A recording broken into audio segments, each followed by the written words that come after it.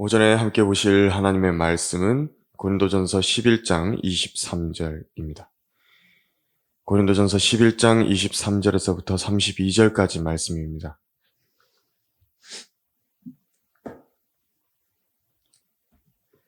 내가 주께로부터 받은 것을 너희에게 전달해 주었나니 이는 주 예수께서 넘겨지시던 그 밤에 빵을 가지고 감사를 드린 후 떼어 말씀하시기를 이것은 너희를 위하여 쪼개진 나의 몸이니 받아 먹으라.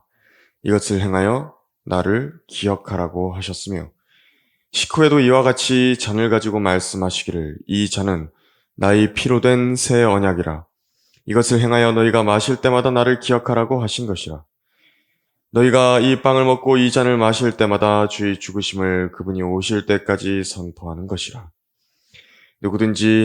그러므로 누구든지 합당치 않게 이 빵을 먹고 주의 이 잔을 마시는 자는 주의 몸과 피에 대해 죄를 짓는 것이라. 사람이 자신을 살펴보고 나서 그 빵을 먹고 그 잔을 마셔야 하리니 이는 주의 몸을 분별하지 못하고 합당치 않게 먹고 마시는 자는 자신의 저주를 먹고 마시는 것이기 때문이라. 이 때문에 너희 가운데 많은 사람이 약하고 병들었으며 상당수가 잠들었느니라. 만일 우리가 우리 자신을 판단한다면 판단받지 않으리라. 그러나 우리가 판단을 받는 것은 주께 징계를 받는 것이니 이는 우리로 세상과 함께 정죄받지 않게 하려 함이로다. 오늘 오전 설교의 제목은 주의 만찬의 교훈이라는 제목으로 설교하겠습니다. AD 108년경 폭스의 순교사에 쓰여 있는 신실한 성도들의 순교 기사 중에는 당시 트라이안 로마 황제의 치리 때에 있었던 박해에 대해 다룬 글이 있습니다. 트라이안은 그리스도인들에게 대학살을 자행했던 왕입니다. 당시 플리니 2세라는 비두니아의 총독이 있었는데 비두니아는 오늘날 터키 지방에 있고요. 그리고 또 이 플리니 2세는 그 지방의 총독이었습니다. 다만 무고하게 하루에 이 수천 명씩 죽어가는 그리스도인들을 보고서 이들 가운데에 로마법에 저촉되어 박해받을 만한 사람이 한 사람도 없다는 것을 황제에게 불타는 연민의 마음으로 상소를 했습니다. 그 상소글에는 이렇게 쓰여 있었습니다. 반대자들이 그리스도인들의 범죄 행위에 관해 올리는 고소 고발은 알고 보면 다음과 같은 일을 두고 하는 것입니다. 그들은 매주 정한 날에 해가 떠오르기 전 함께 모입니다. 그리고 그들이 하나님이라 부르는 그리스도에게 기도를 드리고 자기 자신들을 어떠한 의무, 곧 하나님의 명령에 대한 의무에 계속 구속시키는 일에 길들여져 있습니다. 설교와 헌신 초청을 말하는 것이죠. 여기서 의무라는 것은 로마법에 저촉되는 악행들을 저지르는 것이 아니라 오히려 반대로 도둑질이나 강탈, 강간을 절대 해서는 안 된다는 것이고 둘러대는 거짓말을 하지 말자는 것이고 어떤 사람에게서도 속여 빼앗지 말자고 하는 것입니다. 이러한 의무에 대한 다짐을 하고 난 뒤에는 여느 때처럼 뿔뿔이 흩어졌다가 다시 모이고 정갈한 음식을 너희 것 나이 것 할 것 없이 오붓하게 나누어 먹습니다. 라고 했습니다. 이 글에서 알 수 있는 것이 다시 모여서 정갈한 음식을 너희 것 나이 것 할 것 없이 오붓하게 나누어 먹는다는 부분이 있는데 함께 모여 그리스도인들끼리 식사를 하는 애찬을 말하는 것입니다. 유다서 1장 12절에도 그 이름이 Feast of Charity라고 성경에 명명된 이름 그대로 애찬입니다. 사랑의 만찬이라는 것이죠. 그리고 그 애찬 후에는 주의 만찬이라는 의식이 있었던 것입니다. 이것이 오늘 본문 앞에 거기 20절에 등장하는 주의 만찬이라 이름 붙은 교회의 의식입니다. 이름이 붙여져 있습니다. 그래서 사실 성찬식이라든지 성체성사라는 이름은 성경에 등장하지도 않는 말이고 의식입니다. 이것은 로마 카톨릭에 의해서 변질된 명명입니다. 로마 카톨릭이나 개혁교회들은 그렇기 때문에 제대로 된 주의 만찬을 지킨 적이 없습니다. 그래놓고 엉뚱한 크리스마스라든지 사순절이라든지 부활절이라든지 성경에도 없는 의식들을 지키는 것입니다. 주의 만찬은 교회 시대의 아주 초기부터 유래가 발견되는 성경이 허락하신 교회의 의식입니다. 성경적 지역교회에 허락하신 두 가지 의식인 침례와 주의 만찬은 아주 순수하고 정결하고 사랑스러운 의식인데 모든 것은 성경대로 질서 있게 이루어져야 합니다. 또 참여하는 각 성도들이 어떤 의미를 갖고 있는지를 잘 알아야 이런 의식도 의미가 있는 것입니다. 그렇지 않다면 허례허식에 지나지 않는 것입니다. 주의 만찬은 그 지역교회에 소속된 성도들이 하는 것이니만큼 침례받은 사람이 참여를 할 수 있습니다. 오늘은 주의 만찬에 관해서 설교할 것인데 잘 배워서 앞으로 대구성경 침례교회에서 의식을 잘 지켜나가도록 하겠습니다. 주의 만찬의 교훈 첫 번째로 주의 만찬은 바울이 예수님께로부터 직접 전달을 받은 것이라고 말씀하셨습니다. 오늘 본문 23절을 보면 내가 주께로부터 받은 것을 너희에게 전달해 주었나니 이는 주 예수께서 넘겨지시던 그 밤에 빵을 가지고 23절에서 내가 주께로부터 받은 것을 너희에게 전달해 주었나니 라고 바울이 말하고 있습니다. 주의 만찬이라는 의식은 바울이 주께로부터 받은 것입니다. 바울은 예수님의 십자가 사건 바로 전날에 있었던 최후의 만찬, 그때 직접 그 만찬에 참여했던 사람은 아닙니다. 그런 바울이 자기가 주께로부터 전달받은 것이 있고 그것을 하나님의 교회에 그대로 전해주었다는 것을 말하고 있으며 바울에게 특별하게 주 예수님께서 위탁하신 경륜이 있는 것임을 우리는 알 수 있는 것입니다. 그래서 주님께서 바울에게 직접 이 주의 만찬에 대해서 전달을 해주셨습니다. 바울에게 맡겨졌던 경륜은 교회 시대의 경륜을 말합니다. 은혜의 경륜이라고도 에베소서 3장이나 골로새서 1장에서 말씀하고 있습니다. 이 은혜의 경륜에서 주의 만찬을 가지라고 하신 것은 물침례라는 의식과 더불어 교회의 주요한 의식이 됩니다.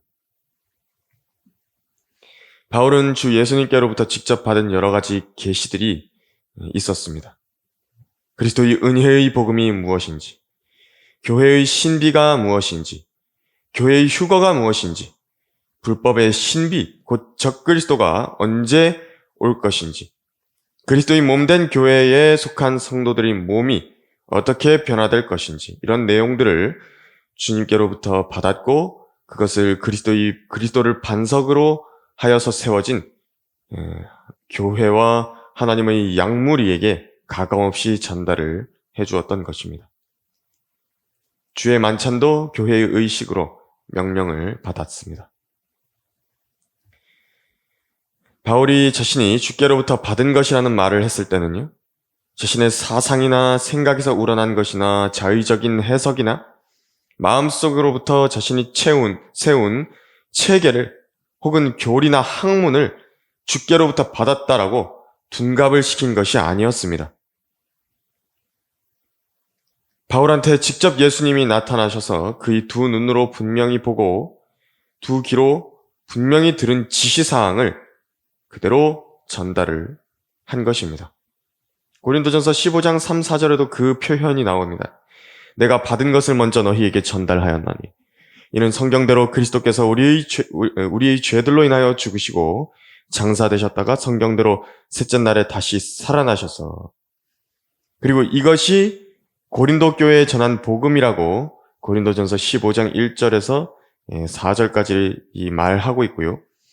이 메시지를 굳게 잡고 너희가 헛되이 믿지 않았다라고 한다면 이 복음을 통해서 너희도 구원받은 것이다 라고 말하고 있습니다.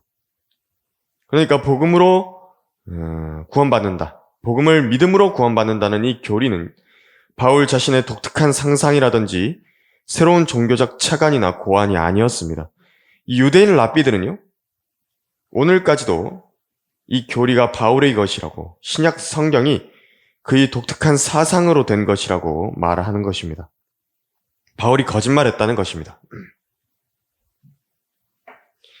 오늘날의 신약 성경은 바울이 만들어낸 또 하나의 다른 종교 분파일 뿐이라고 유대인 랍비들이 말합니다. 그러나 전혀 그런 것은 아니고 부활하신 우리 주 예수 그리스도께서 바울에게 전달을 하셨을 뿐입니다. 본문에서도 읽었듯이 주께로부터 받은 것을 바울은 전달을 했습니다. 우리도 마찬가지입니다. 우리도 어떤 새로운 사상이나 종교 이론을 만들어내서 사람들에게 가르치는 것이 우리 임무가 아닙니다. 그저 성경을 통해 기록되어 있는 사실들과 건전한 교리 그대로를 다른 사람들에게 전달해 주는 것이 우리가 하는 일입니다. 입법자는 한 분이십니다. 우리는 주께서 정하신 법을 잘 수행해내고 알려주는 역할을 하는 것입니다. 전달하는 사람이요, 자기가 보기에 무슨 내용이 좀 과하다고 생각하거나 이해가 안 된다는 이유 때문에 거기서 말을 빼거나 더하거나 바꾸기 시작하면 이제 자기의 본래 위치에서 벗어나는 것입니다. 그리고 전달하려고 했던 이 말이 변형되었기 때문에 원래 말에 담겨있던 능력과 그 목적까지도 모두 훼손이 되는 것입니다. 대표적인 예가 주의 만찬의 사례입니다. 분명히 오늘 본문에서도 말씀하시는 바 교회의 주의 만찬이라는 의식을 행하면서 주를 기억하게 하려는 목적인데도 불구하고 이를 성체성사라든지 성찬식으로 바꾸었습니다. 그 이름을.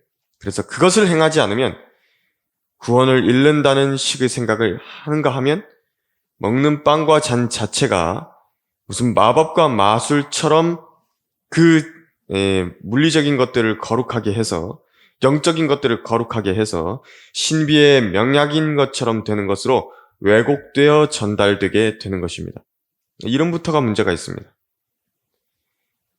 이 카톨릭에서는 예로부터 성체성사에 참여하지 않으면 교회로부터 떨어져 나가서 로마 카톨릭 교회를 말하는 것입니다. 거기서부터 떨어져 나가서 연옥이나 지옥으로 가게 된다라고 가르칩니다. 개신교회는 조금 개선된 로마 카톨릭일 뿐인데 왜냐하면 성찬식에 사용되었던 빵이 남아서 버려야 되면요, 그것은 그리스도께서 함께 그 빵에 임재했던 성물이라 일반 음식물 쓰레기처럼 취급하지 못하고 삽으로 떠서 땅에다 고이 묻어져야 한다고 말하는 것입니다. 이것이 미신입니다. 이 남은 빵들도 개신교 신학자들이 성물이라고 부릅니다. 성물. 세상에 개신교인들이 성물 이야기를 합니다. 그래서 그것을 교회 화단에 묻어버리게 되면 그 양분을 받아 자란 나무를 가지고서 성구를 제작해야 된답니다. 세상에 성구랍니다. 성구. 카톨릭이랑 도대체 뭐가 다른 것입니까? 왜 의식에 사용한 빵 자체, 포도주스 자체에 대한 두려움을 가지게 되냐니까 마치 그 빵 자체와 포도주 자체가 예배 의식이나 기도에 의해서 물리적이거나 영적인 변화를 갖게 된 것으로 생각하는 것입니다. 그럼 거름이 문제입니까? 사람 몸에서 나온 배설물은 문제가 안 되는 것입니까? 주님께서 빵과 포도주에 관심을 두신 것이겠습니까? 주님께서 중요하게 생각하시는 것이 빵과 포도주인 것입니까? 그것이 아니라 나를 기억하라 입니다. 전달하는 사람들이 내용을 왜곡하지 말고 제대로 전달해야 됩니다. 주의 만찬에 사용한 빵과 포도주스가 남았습니까? 버리기 아까우니까 그냥 먹거나 남았으면 버리면 그만입니다. 주의 만찬에 겨운 두 번째로 빵과 잔의 의미를 알아야 한다라고 24절, 26절을 본문을 보면 알 수 있습니다. 감사를 드린 후 떼어 말씀하시기를 이것은 너희를 위하여 쪼개진 나의 몸이니 받아 먹으라. 이것을 행하여 나를 기억하라고 하셨으며 식후에도 이와 같이 잔을 가지고 말씀하시기를 이 잔은 나의 피로 된 새 언약이라. 이것을 행하여 너희가 마실 때마다 나를 기억하라고 하신 것이라. 너희가 이 빵을 먹고 이 잔을 마실 때마다 주의 죽으심을 그분이 오실 때까지 선포하는 것이라. 예수님께서는 자신을 한 알의 밀이라고 예시를 드셨습니다. 한 알의 밀이 그 자신이 죽게 될 때에 많은 열매를 맺게 될 것이라는 점을 말씀을 하시면서 죽음으로 인해서 태어나게 될 자신과 똑같은 미랄들이, 다른 미랄들이 생겨날 것임을 말씀을 하셨습니다.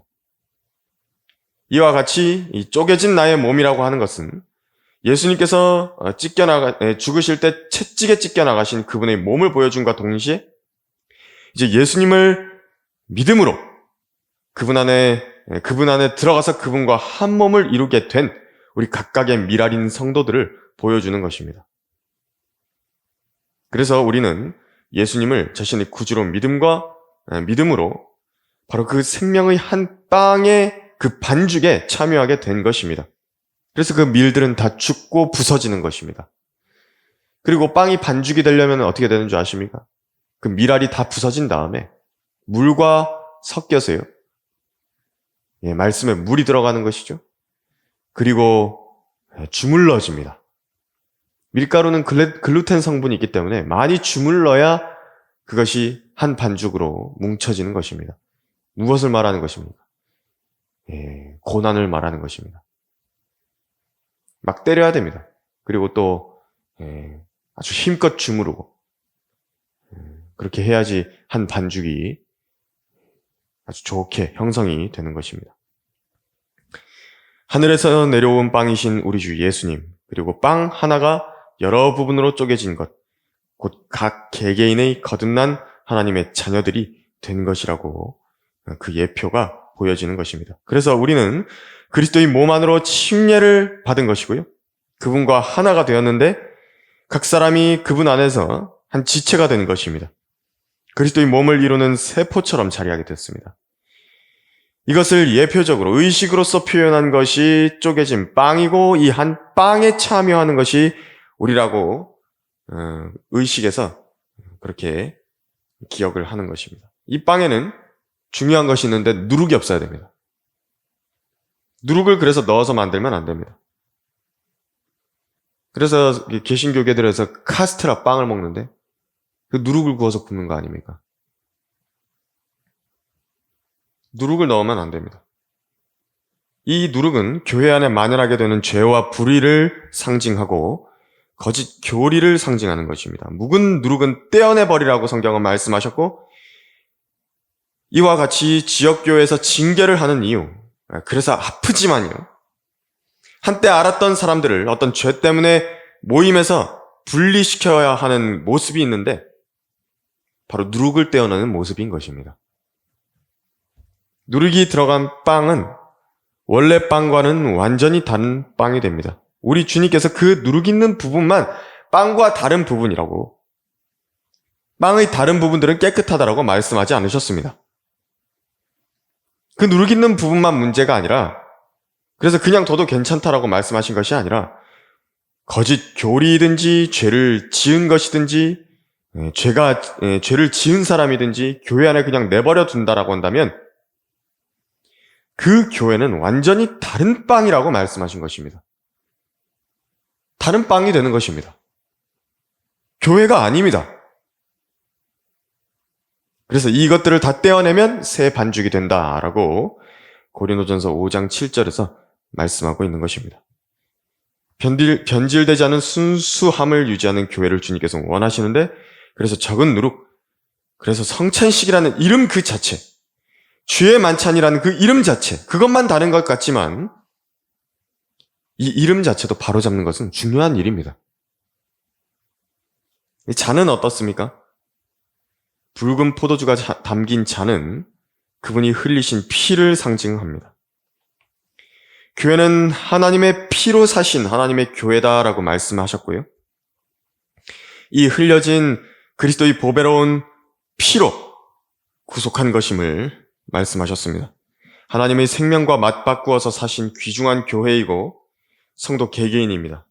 포도주는 발효된 것을 써서는 안 됩니다. 변질된 것입니다. 왜냐하면 마지막 6월절 최후의 만찬에서도 예수님께서는 이렇게 말씀하셨습니다. 그리고 잔을 가지고 감사를 드린 후 말씀하시기를 이것을 가져다가 너희끼리 나누라. 내가 너희에게 말하노니 하나님의 나라가 올 때까지 내가 포도 열매에서 난 것을 마시지 아니하리라고 하시니라. 누가복음 22장 17에서 18절입니다. 예수님께서 보여주신 이 포도주 잔을 나눈 데 쓰였던 포도주는 포도 열매에서 바로 짜서 주신 것입니다. 주님께서 그 손에서 바로 그 날에 당일에 식사하면서 짜 주신 것입니다. 그래서 포도 열매에서 난 것이라고 이렇게 말씀하셨죠. 그리고 피를 상징하는데 피를 상징하는 것이지 피는 아닙니다. 그런데 로마 카톨릭은 미사 시간에 성직자의 축복에 의해서 그 시간에 성직자의 기도에, 그 신부의 기도에 의해서 포도주가 피가 된다라고 가르치는 것입니다. 그리고 실제 피를 마시는 것으로의 그 의미로 성체, 성사를 하는 것입니다. 피를 마신다고 생각합니다. 실제로 자기들이. 믿습니다. 그렇게. 이 얼마나 귀괴한 일입니까? 피를 마시는 일은 구약이나 신약이나 다 금지된 행위입니다. 하나님께서 노아에게 창세기 9장 4절에서 이렇게 말씀하셨습니다. 그러나 고기를 그 생명과 더불어 즉 그 핏째 먹지 말지니라. 율법 이전에 금지가 되었습니다. 또 이스라엘 자손에게도 말씀하시기를 이스라엘 집에 있거나 너희 가운데 기거하는 타국인들 중에 있는 어느 누구든지 어떤 종류의 피라도 먹는 자는 내가 그 피를 먹는 그 혼을 대적하여 내 얼굴을 두고 그의 백성 중에서 끊으리니 이는 육체의 생명이 피에 있음이라. 내가 그것을 너희에게 주어 제단 위에서 너희 혼들을 속죄케 하였나니 이는 혼을 속죄케 하는 것이 피이기 때문이라. 레위기 17장 10절에서 11절입니다. 이스라엘 자손은 피를 먹으면 그 백성 중에서 끊으시겠다고 말씀하셨습니다. 교회에게는 무엇이라 지시가 됐냐니까 사도행전 15장 19절에서 20절에서 이렇게 말씀합니다. 그러므로 내 판단은 이방인들 가운데서 하나님께로 돌아온 사람들을 우리가 괴롭히지 말고 다만 그들에게 글을 보내어 우상으로 더럽혀진 것과 음행과 목매어 죽인 것과 피를 삼가게 하자는 것이라. 예수님께서 요한복음 6장에서 내 살을 먹고 내 피를 마시라는 말씀을 하셨습니다. 예수님의 그 12 제자가 바보라서 예수님의 말씀을 이해하지도 못하고 사도행전 15장에 그 말씀을 이렇게 한 것입니까? 사도행전 15장처럼 피를 삼가게 하자고 자기들끼리 결의를 한 것입니까? 그들 중에 아무도 예수님의 말씀을 오해하지 않았습니다. 12 사도들이 예수님의 피를 문자적으로 마셔야 된다라고 말씀하셨다라고 생각한 사람은 아무도 없었다는 것입니다. 예수님께서 내 살을 먹고 내 피를 마셔야 영원한 생명을 가진 것이라고 말씀하셨을 때 그 먹는다와 그 마신다는 말은요, 믿음을 빗대어서 말씀을 하신 것입니다. 예수님께서 직접 그 믿음이라는 것을 비유로서 말씀하신 것입니다. 예수님을 하나님께서 보내신 하나님의 아들로 또 그분이 구세주이시고 하나님께서 하늘로부터 보내신 생명을 주시는 분이시라고 믿는다는 말입니다.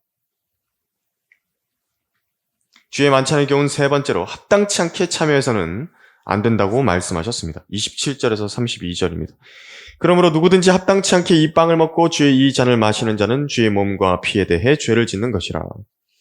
사람이 자신을 살펴보고 나서 그 빵을 먹고 그 잔을 마셔야 하리니 이는 주의 몸을 분별하지 못하고 합당치 않게 먹고 마시는 자는 자신의 저주를 먹고 마시는 것이기 때문이라. 이 때문에 너희 가운데 많은 사람이 약하고 병들었으며 상당수가 잠들었느니라. 만일 우리가 우리 자신을 판단한다면 판단받지 않으리라. 그러나 우리가 판단을 받는 것은 주께 징계를 받는 것이니 이는 우리로 세상과 함께 정죄받지 않게 하려 함이로다. 당시 고린도 교회에 문제가 있었습니다. 주의 만찬이 어떤 식으로 진행이 보통 됐냐면 저녁 식사 시간이 있었습니다. 이 통상의 식사를 말합니다. 성도들이 같이 모여서 다 함께 밥을 먹은 것인데 애찬입니다. 유다서 1장 12절에. 그리고 빵을 가지고 떼어서 먹었습니다. 주의 예수님을 기억했고요. 주의 만찬을 가진 것이죠. 식후에도 잔을 가지고 함께 새 포도주를 나누어 마시고 주 예수님을 기억했습니다. 주의 만찬을 함께 기념하기 위해 한 곳에 함께 모였는데 지금 펴 있는 고린도전서 11장 21에서 22절을 보면 만찬 전에 있는 식사 시간에 이런 잘못을 행했습니다. 이는 먹을 때에 각자 다른 사람보다 먼저 자기의 만찬을 먹으므로 어떤 사람은 시장하고 어떤 사람은 술 취함이라. 너희에게는 먹고 마실 집이 없느냐? 아니면 너희가 하나님의 교회를 무시하고 가난한 사람들을 부끄럽게 하느냐? 내가 너희에게 무슨 말을 하랴? 이 일로 너희를 칭찬하랴? 나는 칭찬하지 않노라. 그러니까 가난한 성도들의 경우에는 식사 시간에 쌓을 것이 없었기 때문에 저녁 식사에 빈손으로 나와서 다른 성도들과 음식을 나누어 먹어야 했습니다. 그런데 인색한 성도들이 있었습니다. 그 가난한 성도들이 오기 전에 자기들의 식사를 먼저 다 먹어버린 것입니다. 나는 배고프다고 내 것을 내가 먹는데 너희가 무슨 상관이냐는 것입니다. 혹은 그들과 또 함께 먹기를 꺼려 해서요. 눈치 보이니까 집에서 자기들끼리의 저녁 식사를 따로 하고 왔는데 집에서 아주 거나하게 먹고 술도 진탕 마시고 와가지고 주의 만찬이라는 의식에 참여하겠다고 한 장소에 모이는 사람들이 있었던 것입니다. 가난한 성도들은 배가 고른 상태로 모였는데 무시당하고 부끄럽게 된 것입니다. 한 몸이 된 그리스도인의 지체들인데 이들이 무시당한 것, 그것이 그리스도인 몸을 무시한 것이라는 것을 바울은 지적하고 있는 것입니다. 그래서 읽었던 본문 27절에 합당치 않게 이 빵을 먹고 주의 이 잔을 마신다는 말씀은 마치 이 빵과 잔이 실제 예수님의 살과 피가 된다라고 말하는 그런 사람들에게 첫째로 적용이 되는 것입니다. 이 순수하고 사랑스러운 의식을 피의 사육제로 만드는 자들에게 적용이 되는 것입니다. 둘째로 이렇게 그리스도의 몸된 교회의 각 지체들을 육신적인 이유로 무시하는 사람들이 주의 만찬에 참여하는 것이 합당치 않게 참여하는 것입니다. 또 자기가 알려진 죄들에 연루되어 있으면서 자신이 교회 안에서 드러난 그 죄라는 누룩을 갖고서 아무렇지도 않다고 생각한 채로 자신을 살펴보지 않고 그 빵과 잔에 참여하는 것입니다. 이것이 합당치 않게 주의 만찬에 참여한다는 말입니다. 그런데 이 의식을 합당치 않게 참여한 사람들은 29절에 보니까 자신의 저주를 먹고 마시는 것이라 말씀하셨고 30절에서는 실제적인 병듦과 육체적인 연약함이 오는 이유, 심지어 하나님께서 일찍 데리고 가버리시는 이유가 이 주의 만찬에 참여하는 것을 잘못 참여했기 때문에 그렇다라고 말씀하셨습니다. 그래서 주의 만찬은 하나님의 교회가 지켜야 하는 의무적인 의식임과 동시에 주기적으로 자신을 잘 살펴보고 합당하게 참여해야 되는 두려운 의식입니다. 그래서 주의 만찬에 참여하는 조건은 물침례에 순종한 사람이어야 되고 알려진 죄들에 동참하지 않는 사람이어야 되고요. 술 취한 상태로는 참여할 수가 없습니다. 물론 우리가 이 매 예배 시간마다 예배가 오기 전에, 그러니까 예배 전날부터 육과 영의 모든 상태를 온전케 준비해서 하나님 앞에 나아오려고 준비해 오는 것이지만 주의 만찬이 있는 그 전날은 더 자신들을 잘 살펴보고 하나님과의 관계를 온전케 하고 또 해결해야 될 죄의 문제들을 다 깨끗하게 해놓고 주의 만찬에 참여하는 것입니다. 본인을 위해서 그렇게 해야 됩니다. 하나님께서는 통회하고 겸손한 영을 지닌 사람들을 돌보시고 함께 하시고 그들의 영을 소생케 하신다라고 말씀하셨습니다. 주의 만찬을 잘 준비함으로 자신 스스로가 주 하나님의 특별한 보호를 받게 될 것이고 성경에 써있는 의미대로 자신이 속해 있는 지역 교회를 굳게 세우고 결속시키는 데에 아주 큰 쓰임을 받게 될 것입니다. 결론적으로 주의 만찬에는 유익이 있습니다. 정상적으로 이 빵에 참여하는 사람들은 이런 약속들을 갖는 것인데 26절처럼 너희가 이 빵을 먹고 이 잔을 마실 때마다 주의 죽으심을 그분이 오실 때까지 선포하는 것이라. 주님께서 다시 오실 때까지 세상에 나가 이 주님의 죽으심을 선포하는 일을 감당하는 것을 지속적으로 하게 해준다고 말씀하셨습니다. 주님께서 우리를 쓰실 것인데 이 주의 만찬을 온전히 참여하는 사람들을 그렇게 쓰실 것이라고 말씀하셨습니다. 그래서 매번 주기적으로 주의 만찬 한다고 해서 한 번 하고 넘기는 의식으로 여기지 말고 진지하게 그 의식을 되새기시길 바랍니다. 그렇게 한다면 왜 예수 그리스도께서 죽으셨는지, 그리고 그분께서 부활하셔서 이제 다시 오실 것인데 이 부활의 증인으로서 살아가는 사람들에게 약속하신 칭찬과 상급, 면류관과 영광이 영원히 주어진다는 것을 의식하면서 살 수 있도록 해주는 것입니다. 예수님께서 십자가에 달려 죽으신 그 이래로 그분께로부터 태어난 교회가 지속적으로 지켜오던 주의 만찬, 결코 가톨릭이나 제도권의 개신교처럼 합당치 않게 지켜져서는 안 됩니다. 성경대로 이 일들을 행함으로 하나님을 기쁘시게 해드리길 바라고요. 온전한 주의 만찬을 준비하기를 바라는 것입니다. 설교를 마치겠습니다. 기도하겠습니다.